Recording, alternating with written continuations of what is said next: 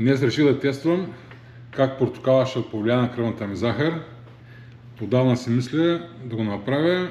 Хапвал съм портокал доста пъти, но винаги след хранене. Тогава няма как да измеря как самия портокал влияе на кръвната захар.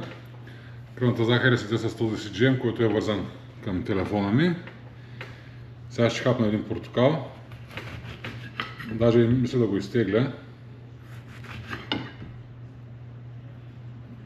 Да знам колко е било горе грамажа.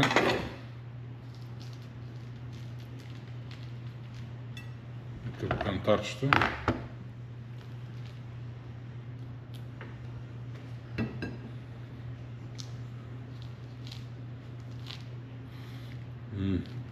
Мирише много вкусно и е озрял добре. Сега... Аз не съм го включил. Така.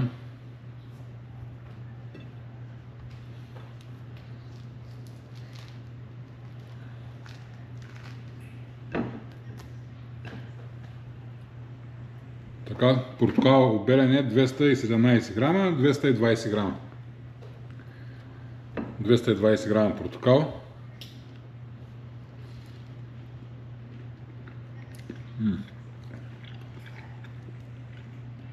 Много е вкусен.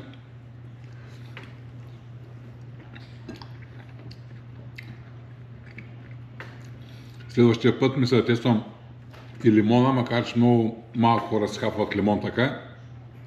Но аз понякога си хапвам лимон, както си хапваме портокала. Така че ще пробвам лимона, дали той вдига кръвната захар.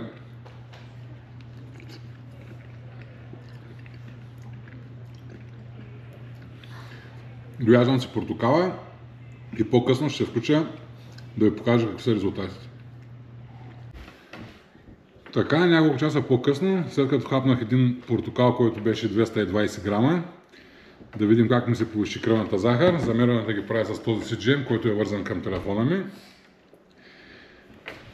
Тук можем да видим, че кръвната ми захар от 5,4 се повиши до 9,1, което е с 3 единици и 7 десети. Доста ми повиши кръвната захар, но пък в началото е доста рязко и на почти 1 час след това кръвната ми захар се връща до нормални нива, държи високо ниво за много кратко време, така че портокала си го хапвам и ще си го хапвам от време на време.